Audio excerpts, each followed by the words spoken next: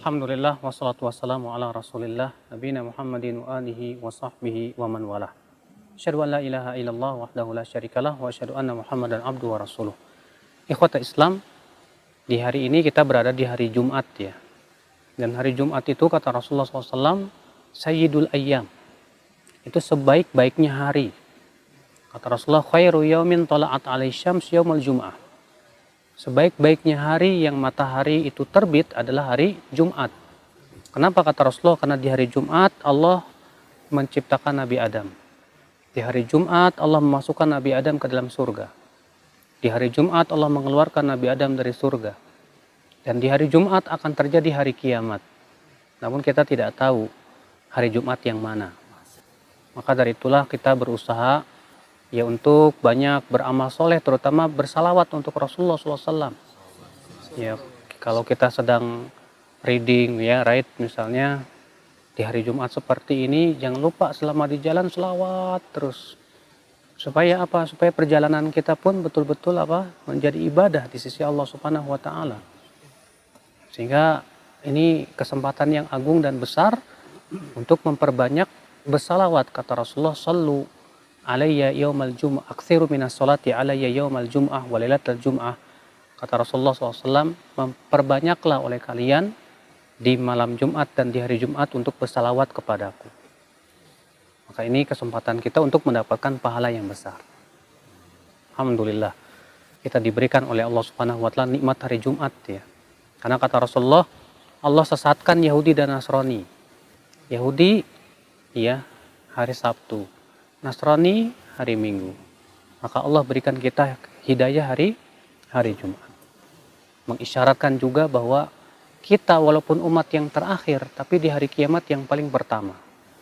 Kata Rasulullah SAW, nahnu al-akhirun al-awwalun yaumal qiyamah. Kita ya yang paling terakhir, umat yang terakhir, tapi juga umat yang paling pertama nanti pada hari kiamat. Nah, mungkin di antara kawan-kawan ada yang mau bertanya tentang hari Jumat, silahkan. Ustaz, Silahkan. Ana mau tanya Ustaz. Itu tadi ana sholat Jumat ada kunutnya. Gimana itu Ustaz kunut itu? Ya. Kunut ada dua macam. Ya, ada kunut, ada beberapa macam bahkan. Ada yang pertama disebut dengan kunut nazilah. Nah, ini adalah merupakan kunut yang dianjurkan ketika terjadi kejadian besar, Musibah gitu Ustaz. musibah, misalnya sekarang kita melihat kaum muslimin di Rohingya ya, atau di tempat-tempat yang lain disiksa, dihabisi, maka kita kunut nazilah. Dan disyariatkannya kunut nazilah itu di setiap sholat. Ya, baik di sholat zuhur, asar, maghrib, isya, subuh. Adapun mengkhususkan kunut di hari Jumat saja misalnya, tanpa di sholat yang lain, maka tentu yang seperti ini butuh kepada dalil dari Rasulullah SAW. Kenapa? Karena ini masalah ibadah. Sedangkan ibadah itu harus ditetapkan dengan dalil. Dan kita belum mendapatkan satupun dalil bahwa Rasulullah SAW mengkhususkan kunut di saat sholat Jumat. Allahu a'lam. Ustaz, Silakan. kalau hukumnya mengazak waktu sholat Jumat azannya 2 kali Ustaz. Oh, Bagaimana Ustaz? nah ini sebetulnya kita lihat dulu ya, kapan sejarah munculnya azan 2 kali itu. Ketahuilah akhi bahwa yang pertama kali membuat azan 2 kali itu adalah Utsman bin Affan. Ya. Kenapa Utsman bin Affan membuat azan Jumat 2 kali? Karena pada waktu itu manusia disibukkan dengan jual beli. Karena kan di dekat Masjid Nabawi itu pasar. Ya, pasar ramai sehingga orang ya, Utsman melihat beliau mengkiaskan dengan sholat subuh. Di sholat subuh kenapa disyariatkan azan pertama? Supaya mengingatkan orang-orang dari kelalaian tidur agar mereka bersiap-siap untuk sholat subuh. Maka Utsman melihat ini pun apa bedanya? Ya, mereka lalai dengan jual beli dan yang lainnya, maka Utsman pun menyuruh untuk diadakan adzan Jumat tapi di pasar, di Zauro namanya, bukan di masjid, ya di pasar. Ya, tujuannya apa? Untuk mengingatkan orang supaya siap-siap sholat Jumat. Namun ya perbuatan Utsman ini pun juga diingkari oleh sebagian sahabat Nabi Shallallahu Alaihi Wasallam. Yang jelas ya, saya lebih merojikan dalam hal ini pendapat yang mengatakan sebaik lebih bagusnya ya mengikuti yang di zaman Rasulullah Shallallahu Alaihi Wasallam, di mana Rasulullah SAW adzannya hanya sekali. Di zaman Abu Bakar adzannya hanya sekali.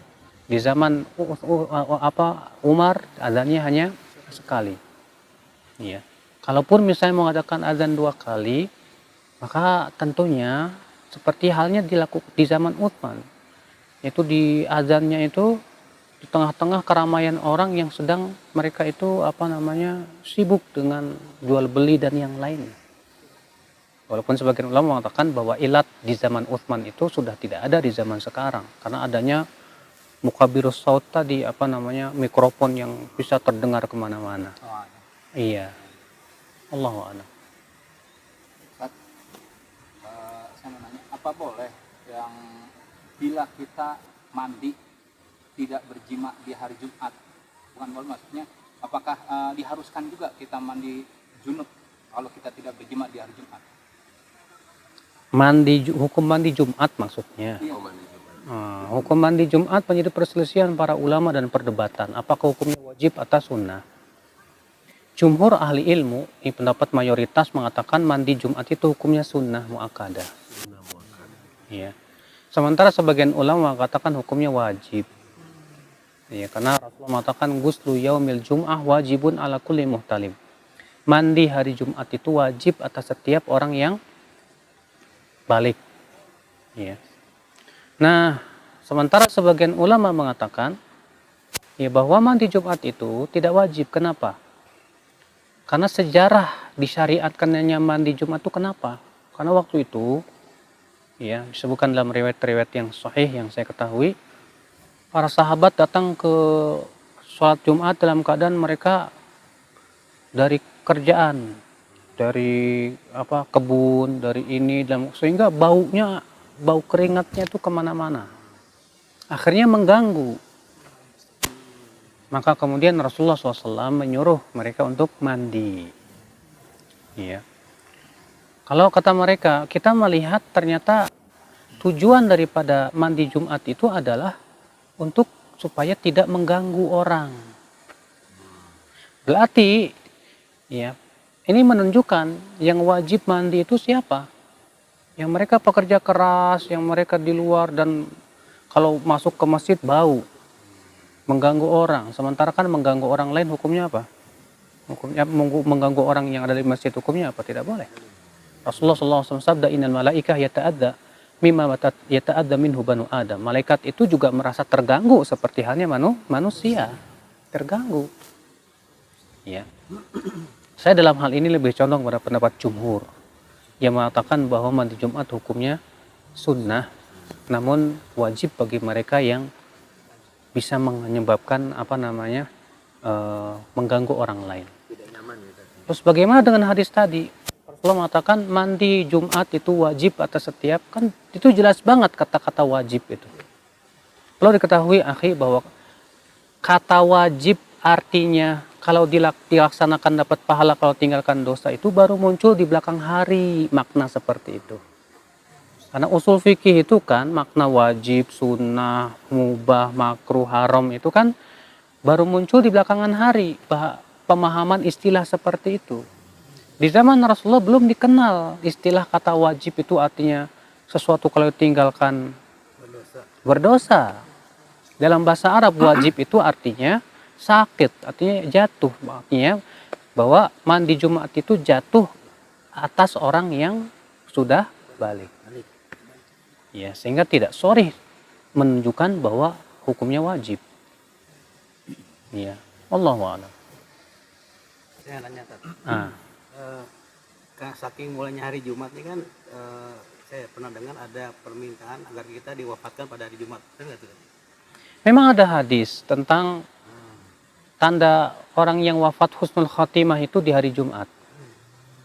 Namun terjadi perselisihan para ulama apakah status hadis ini hasan atau dhaif. Walaupun saya lebih condong kepada pendapat yang mendhaifkannya. Ya, dari sisi riwayat. Juga dikarenakan Nabi Shallallahu Alaihi Wasallam saja dilahirkan hari Senin, wafat hari Senin. Kalaulah hari Jumat itu sebaik-baiknya orang untuk meninggal dunia, tentu Allah akan pilih Rasulullah untuk meninggal di hari Jumat. Tapi ternyata Rasulullah diwafatkan oleh Allah di hari Senin. Itu menunjukkan adanya keistimewaan hari Senin. Iya, Allahu a'lam, itu pendapat saya. Ustaz, Anda mau tanya, Anda pernah sholat Jumat. Nah, di salah satu masjid itu mereka melakukan sholat Jumat dan setelahnya mereka melakukan sholat zuhur karena jatuhnya kan sunnah. Mereka kerjakan mungkin untuk menambah pahalanya itu bertambah seperti itu, Ustaz. Ya. Pertanyaannya, apakah boleh seperti itu, Ustaz? Apakah disyariatkan ya sholat zuhur setelah sholat Jumat? Ya, apakah disyariatkan sholat zuhur setelah sholat Jumat? Jawabnya tidak. Sebab saya belum pernah mendapatkan riwayat bahwa Rasulullah SAW setelah sholat zuhur, setelah Jumat mereka sholat zuhur. Demikian pula di zaman Khulafaur Rasyidin. Demikian pula di zaman tabi'in, tabi'ut tabi'in. Kalau itu baik tentu mereka melakukannya ya. Maka kalau kita sudah sholat Jumat selesai. Sholat Jumat itu sudah mencukupi sholat zuhur. Allah. Ustaz, mau nanya Ustaz, itu kalau yang mengenai doa adalah sesuatu yang dianjurkan di hari Jumat dan tempat-tempat yang khusus yang mustajab, apakah itu sahih Ustaz? Ya, doa di hari Jumat itu memang sangat mustajab, tapi ada waktunya. Nah, di sini terjadi perselisihan para ulama tentang waktu mustajab di hari Jumat. Sebagian mengatakan waktunya dari semenjak imam naik mimbar, ya, maka itu waktu mustajab. Berdasarkan riwayat Imam Muslim, namun riwayat Imam Muslim ini banyak didhaifkan oleh para ulama karena riwayatnya dianggap syadz. Ya. Kebanyakan para muhaqqiqin merojihkan bahwa waktu mustajab itu waktu asar, terutama di akhir waktu asar. Berdasarkan riwayat Abu Daud dan yang lainnya dari hadis Abu Hurairah radhiyallahu an, di mana disebutkan dalam riwayat tersebut bahwa waktunya adalah waktu di akhir waktu asar. Jadi di waktu itulah memang luar biasa sekali waktu untuk berdoa sangat mustajab. Namun sepertinya pendapat ini bisa kita gabungkan kalau kita memperbanyak doa dari semenjak imam naik mimbar sampai ke mana? Ke matahari terbenam, itu bagus. Banyak kita berdoa ya kepada Allah Subhanahu wa taala, apalagi kita misalnya sedang safar. Ya, safar itu waktu mustajab, di hari Jumat juga waktu mustajab. Maka kita banyak-banyak berdoa kepada Allah Subhanahu wa taala. Itu Bang, jangan tidur Bang. Ustaz, ngantuk. Ustaz, kalau ini bicara ngantuk, Ustaz. Kalau dengerin khutbah kan kadang-kadang diem gitu, Ustaz. Atau ngantuk ya. Ngantuk, Ustaz. Itu gimana, Ustaz, kalau kita tidur? Pas lagi khutbah nih, tidur. Hilang. Hilang. Kuping sih kayaknya dengar cuman latap-latap orang tahu bilang. Iya. Kalau kita lagi tidur gitu ya, pasti masih dengar-dengar sayup-sayup gitu. Iya, itu namanya ngantuk. Bukan tidur, Bang. Bukan tidur tadi. Tapi itu namanya ngantuk berat. Disebut tidur itu kalau udah hilang bles. Gak udah Batal gak wudu, Ustaz? Nah. Ya, terjadi khilaf para ulama. Apakah kalau tidur sambil duduk itu membatalkan atau tidak? Pendapat yang rajih wallahu a'lam batal. Kenapa? Karena pertama, Nabi SAW sabda, "Man nama falyatawadda." Siapa yang tidur hendaklah dia berwudu. Ada sebuah kisah yang dikisahkan oleh Al-Qadhi Ibnu Aqil. Beliau berkata, aku tadinya berpendapat bahwa orang yang tidur dalam keadaan duduk itu tidak batal. Sampai suatu ketika sedang aku duduk mendengarkan khutbah Jumat, tiba-tiba terdengar suara kentut dari orang di sampingku yang sedang duduk. Ya, dan dia sedang tidur. Kemudian dia bangun, aku berkata, bangun kamu, duduk, kamu tadi kentut. Dia berkata kepadaku, aku dalam keadaan duduk, nggak batal dong. Enggak, saya dengar sendiri. Ya, suara kentut kamu itu. Kata beliau, semenjak itu aku merubah pendapatku. Ternyata orang yang duduk pun bisa kentut. Coba, jangan rebahan Bang.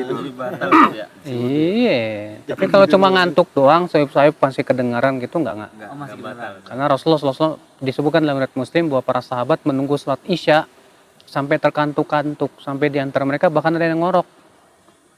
Ngorok, orang yang ngantuk ngorok bisa loh. Saya punya teman, dia punya supir. Itu sambil nyetir, ngantuk, ngorok. Masya Allah, Iya, tabarakallah, matanya terbuka gitu. Ngarok, ngantuk. Jadi inget safar kita ke Jambi. Tanya Ustaz, tentang sholat Jumat tadi Ustaz, ada khotib yang sedang ceramah, apakah diwajibkan untuk memegang tongkat itu Ustaz? Oh iya, khilaf para ulama tentang apakah memegang tongkat itu sunnah atau tidak. Tidak ada ulama yang mengatakan wajib. Setahu saya tidak ada yang mengatakan wajib. Itu diikhtilafkannya itu sunnah atau tidak saja. Jumhur ulama mengatakan sunnah. Karena adanya riwayat dari Rasulullah SAW demikian. Sebagian ulama Hanafiyah mengatakan tidak sunnah. Ya, mazhab Hanafiyah mengatakan tidak sunnah. Sebab perselisihannya adalah apakah hadis yang diriwayatkan dari Rasulullah itu sahih atau dhaif, itu aja. Mereka yang menghasankan mengatakan sunnah, mereka yang mendhaifkan mengatakan tidak sunnah. Tapi kagak apa-apa tadi kalau ada misalnya khotib megang. Ya kata apa-apa, ya masalahnya kalau misalnya kita meyakini kedhaifan hadisnya, enggak boleh kita yakini itu sunnah. Kenapa? Karena untuk mengatakan sunnah itu butuh kepada dalil yang sahih. Begitu Bang. Duh. Mau nanya nih Ustaz, ini apa benar nih Ustaz? Jima sebelum sholat Jumat itu disunahkan? Emang ada hadis ya, disebutkan dalam hadis man ghassala waqtasal yaumal jumu'ah. Siapa yang ghassala waqtasala. Nah, terjadi perselisihan para ulama makna ghassala ini. Ghassala ini apa maksudnya? Ghassala itu kan dari kata ghassala yughassilu, artinya membuat orang lain mandi. Iya. Sehingga sebagian ulama ada yang mengatakan maksudnya jima. Namun kebanyakan ulama berpendapat maksud ghassala itu bukan jima, tapi mencuci rambut. Ditafsirkan dalam riwayat Abu Daud, Nabi bersabda, "Man ghassala ra'sahu waqtasal." Siapa yang mencuci rambutnya dan mandi. Dan ini pendapat yang paling kuat yang saya pilih. Bahwa yang dimaksud hadis tersebut adalah mencuci rambut. Adapun jima, tidak ada sunahnya sebelum Jumatan jima. Kata Ibnu Qayyim, iya, kata Ibnu Qayyim, jima itu yang paling bagus pas lagi pengen. Bukan di Jadi kalau lagi pengen jangan nunggu-nunggu Jumat. Kasih lama. Taiblah ya ikhwah ya. Alhamdulillah, mudah-mudahan kita termasuk orang-orang yang bisa memaksimalkan hari Jumat ini dengan banyak amal soleh ya. Terutama banyak sholawat, banyak beribadah dan yang lainnya. Terutama juga sekarang nih banyak-banyak berdoa kepada Allah nanti setelah asar itu sampai matahari terbenam, karena itu waktu yang sangat mustajab. Wabillahi taufik, subhanakallah bihamdik, asyhadu an la ilaha illa anta, astaghfiruka wa atubu ilaik. Assalamualaikum warahmatullahi wabarakatuh. Waalaikumsalam warahmatullahi wabarakatuh.